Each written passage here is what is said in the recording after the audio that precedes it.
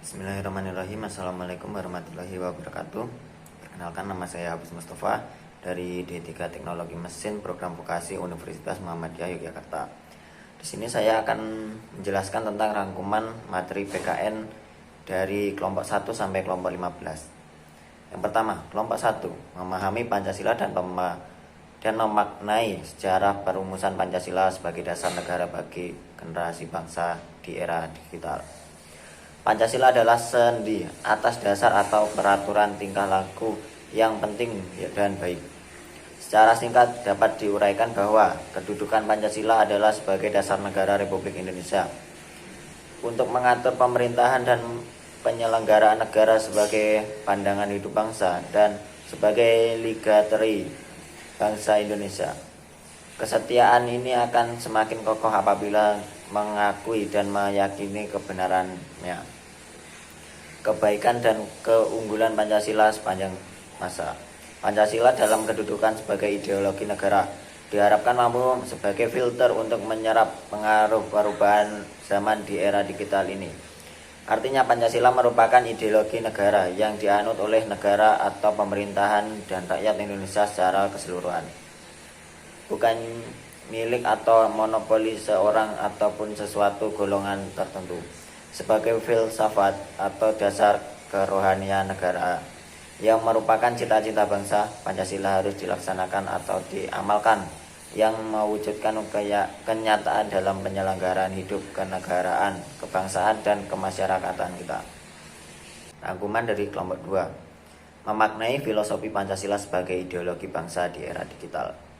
Pada masa perkembangan teknologi atau digital ini, sebagai manusia khususnya mahasiswa, kita harus mau meningkatkan ilmu pengetahuan dan teknologi agar mempermudah kehidupan, agar tidak tertinggal dengan perkembangan zaman dan agar kita dapat berkembang dan bersaing dengan negara lain. Tetapi dengan perkembangan digital ini juga memiliki dampak negatif dalam bermasyarakat dan bernegara. Dengan perkembangan digital ini kita harus selalu berpedoman kepada Pancasila dan menerapkan dan memaknai Pancasila di era digital ini. Memanfaatkan kemajuan iptek dan mengamalkan dan mengimplementasikan nilai-nilai luhur Pancasila dalam kehidupan sehari-hari. Selalu memperdalam dan menggali makna dan arti Pancasila dalam teori dan praktek di dalam kehidupan sehari-hari, memberikan contoh pada generasi muda tentang nilai-nilai luhur Pancasila dalam kehidupan bermasyarakat dan bernegara. Dan sebagai generasi milenial saat ini, sesuai dengan pandangan Machiavelli mengenai Pancasila bagi kaum milenial, hendaknya berpartisipasi dalam mengembangkan kemajuan untuk Indonesia sesuai dengan Pancasila, menghadapi globalisasi dan era milenial. Sebagai kaum muda yang taat terhadap Pancasila mestinya dihadapi dengan tegar, percaya diri, senantiasa menjaga jati diri sebagai bangsa mandiri, sikap rendah hati, putus asa, dan takluk terhadap pengaruh globalisme tidak boleh terjadi pada bangsa Indonesia. Kaum muda harus bisa menjadi generasi yang tangguh terhadap apapun yang demi kemajuan Indonesia dan di era digital ini. Bangsa Indonesia harus mereformasi bidang pendidikan dengan menciptakan sistem yang relevan dan sebaik apapun perkembangan zaman, tetap jagalah ketegakan nilai-nilai Pancasila dan tanamkan kepada siswa agar mereka dapat mengamalkan dalam kehidupan sehari-hari. Rangkuman kelompok 3, memahami nilai Pancasila, aspek historis, filosofis, dan yuridis bagi generasi bangsa di era digital. Tujuan pendidikan Pancasila dapat membentuk warga negara yang baik dan paham akan hak dan kewajiban sebagai warga negara serta memiliki rasa cinta dan nasionalisme terhadap bangsa Indonesia. Berdasarkan landasan historis, Pancasila dirumuskan dan mempunyai tujuan yang dijadikan sebagai dasar negara Indonesia. Proses perumusannya didasarkan pada nilai-nilai visi hidup bermasyarakat serta hierarkis dalam hukum dapat ditelusuri ke Undang-Undang 1945 dari ketetapan MPR dan undang-undang, peraturan pemerintahan, keputusan departemen, surat keputusan pengawas, dan lain-lain. Dan secara filosofis, Pancasila sebagai falsafah negara harus menjadi sumber segala tindakan penyelenggaraan negara dan jiwa teratur perundang-undangan yang berlaku bagi kehidupan berbangsa dan bernegara. Rangkuman dari kelompok 4. Menumbuhkan nilai-nilai sila Pancasila sebagai model pendidikan dan karakter bagi generasi bangsa di era digital. Nilai-nilai Pancasila sebagai model pendidikan karakter bagi generasi bangsa di era digital adalah upaya untuk meningkatkan kemampuan manusia agar memiliki karakter yang lebih baik sesuai dengan nilai-nilai Pancasila. Pendidikan karakter merupakan dalam hal ini adalah salah satu penerapan nilai norma Pancasila pada peserta didik melalui ilmu pengetahuan, pemahaman nilai Pancasila dan penerapan nilai-nilai tersebut baik terhadap diri sendiri, sesama teman, pendidik, lingkungan, serta maupun Tuhan Yang Maha Esa. Pada generasi milenial ini yang memasuki era digital sehingga mengubah pola kehidupan, pandangan, manfaat teknologinya yang dapat menjadikan turunnya moral dan kurangnya interaksi, sehingga perlu ditumbuhkan nilai-nilai sesuai dengan sila Pancasila sehingga menjadikan karakter generasi bangsa Indonesia yang lebih baik. Kelompok 5. Rangkuman dari kelompok 5, memahami Pancasila dan memaknai sejarah perumusan Pancasila sebagai dasar negara bagi generasi bangsa di era digital.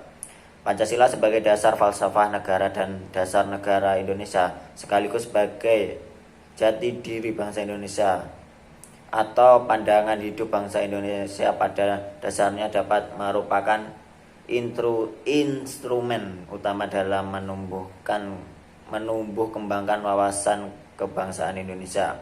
Pancasila sebagai instrumen akan selalu melekat sepanjang masa sejalan dengan keberadaan dan gerak pasang naik atau pasang turunnya kehidupan bangsa dan negara Indonesia.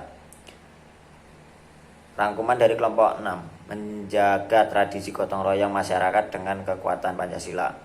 Gotong royong yang menjadi intisari Pancasila. Mengapa bisa demikian?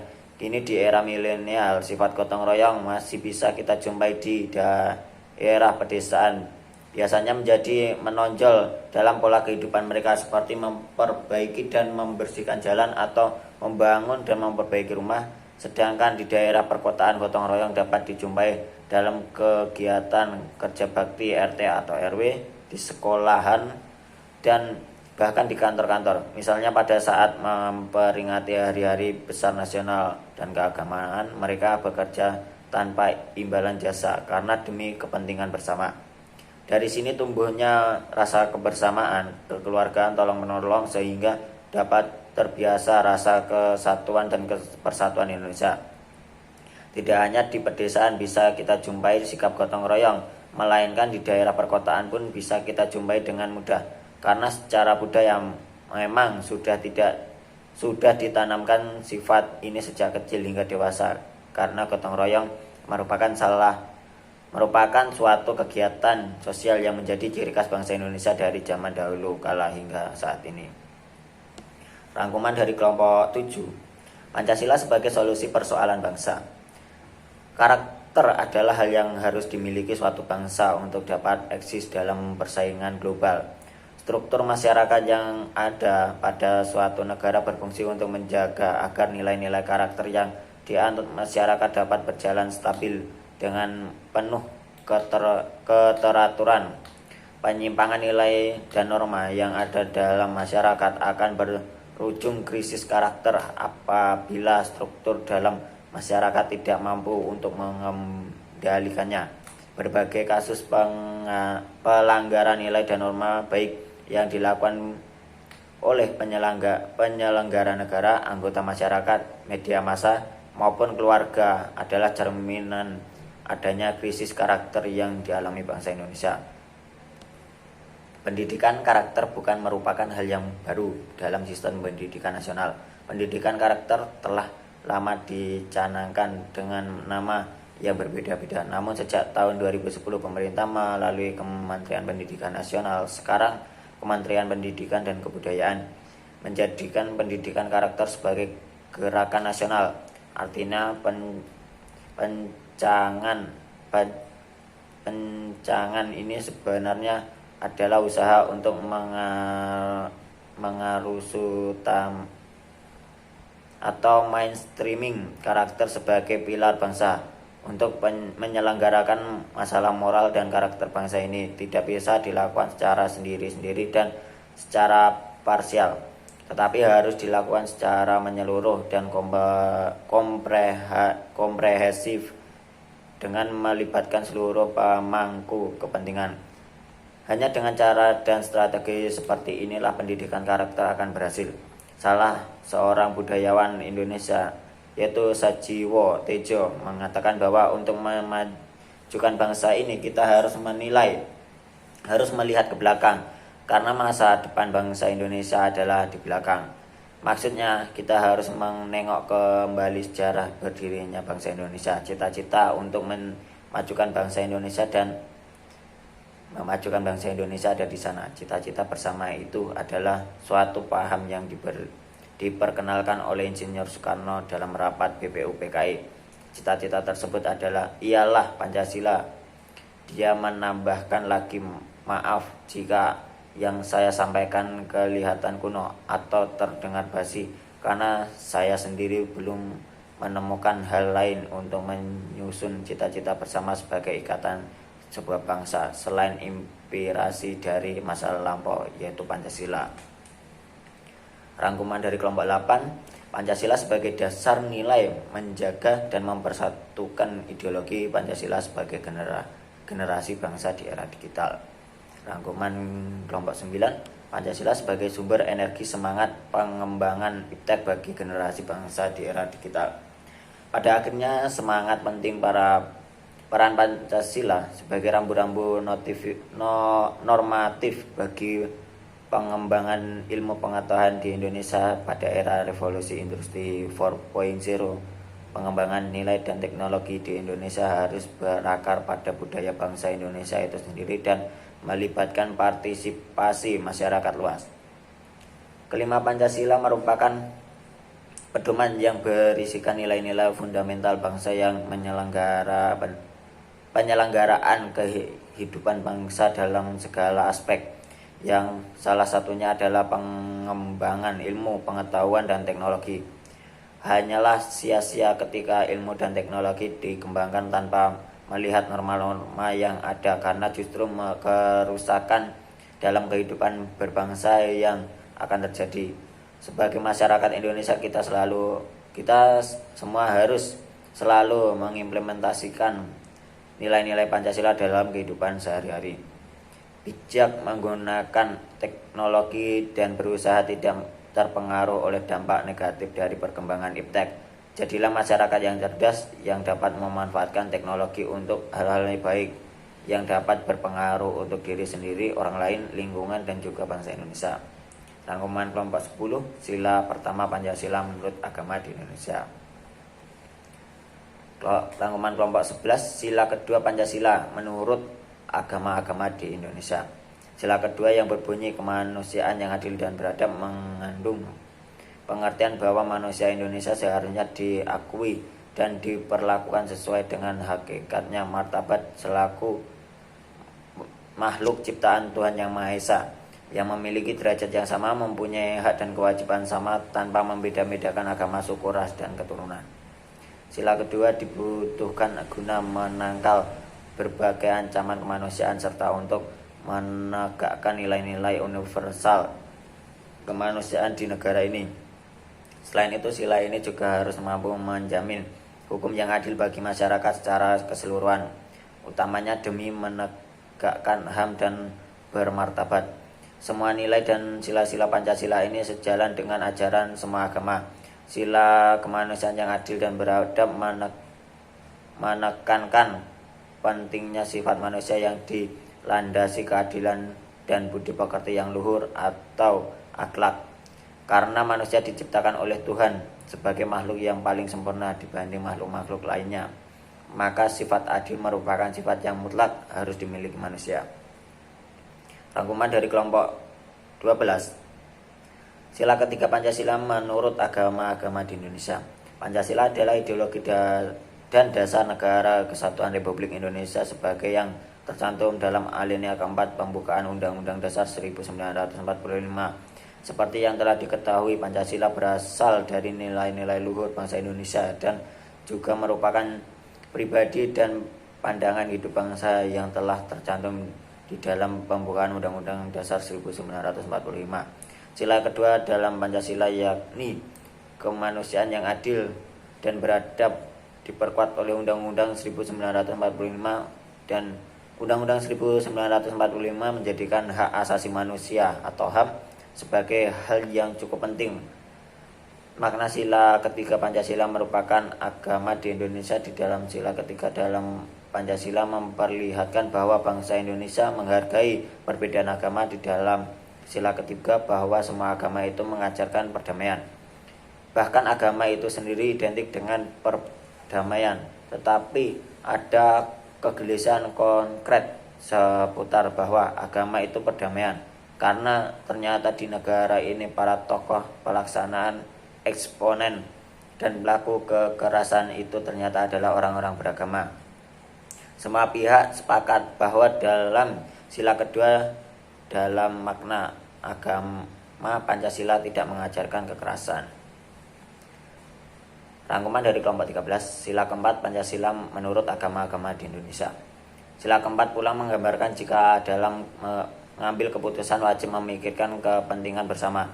Tidak realitas menampilkan kalau masih terdapat sebagai pengambil keputusan yang mempunyai kewenangan mengambil keputusan yang tidak dekat dengan rakyat.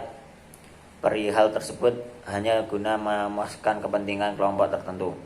Perihal ini juga menampilkan masih terdapat kecenderungan penyalahgunaan kekuasaan yang rawan korupsi yang pada kesimpulannya merugikan banyak pihak.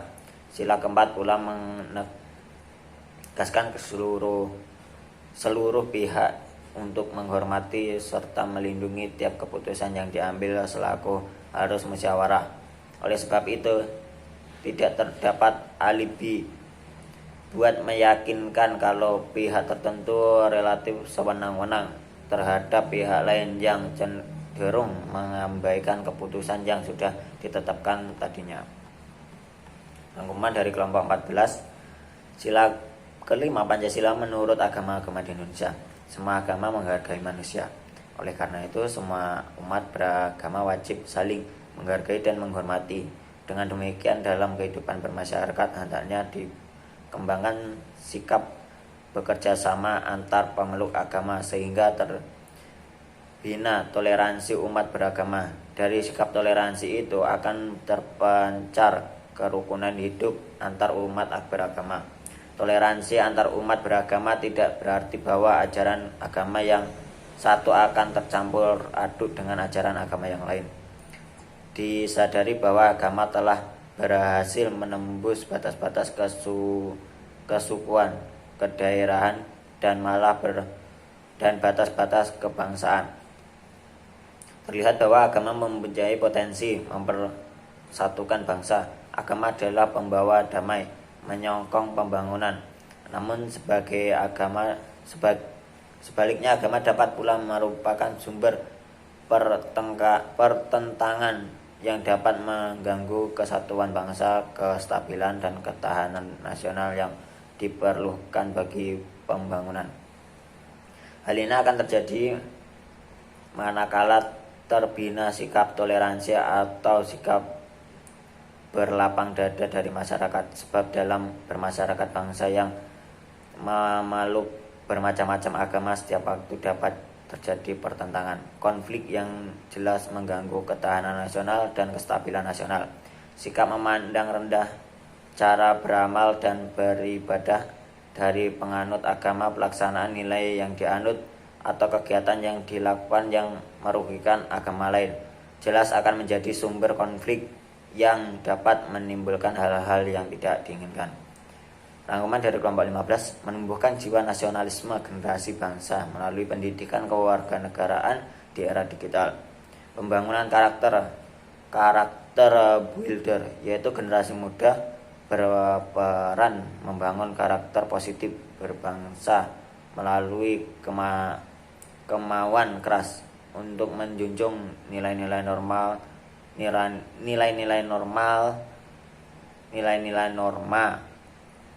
serta mengimplementasikan pada kehidupan nyata.